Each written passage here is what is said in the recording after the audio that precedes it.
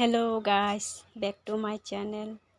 আজকে আমি রান্না করব লাই শাক, আলু, রুই মাছ তরকারি। তো ওই যে সব দেখিয়ে দিচ্ছি আপনাদেরকে, এগুলি উপকরণ লাগে। তো চলুন এখানে শুরু করি রান্না।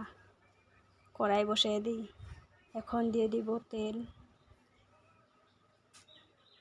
মাছটা ভেজে নেব।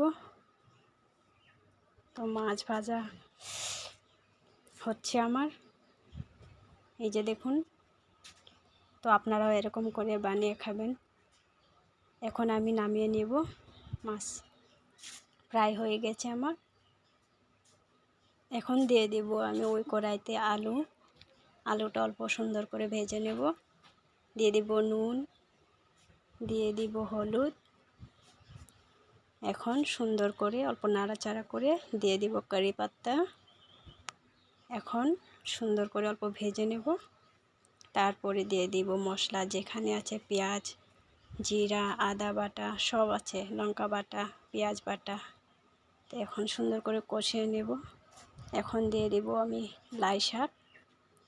লাই শাকটা দেওয়ার পর অল্প ভেজে নেব, সুন্দরভাবে অল্প কষিয়ে নেব।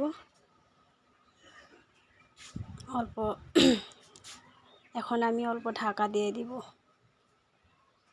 5 মিনিট পর আমি যে ঢাকাটা উঠিয়ে নেব। দেখুন কি সুন্দর হয়েছে।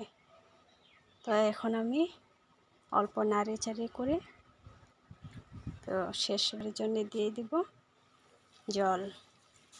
কতটুকু পরিমাণে জল লাগে ওটাই দিয়ে দিব।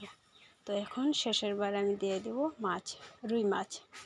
তো আপনারাও এরকমভাবে বানিয়ে খাবেন, খুব স্বাদ হয়। যদি ভালো লাগে প্লিজ প্লিজ প্লিজ লাইক করবেন আপনারা, প্লিজ। তো আজকের জন্য এতটুকু ভিডিও করলাম। Bye bye.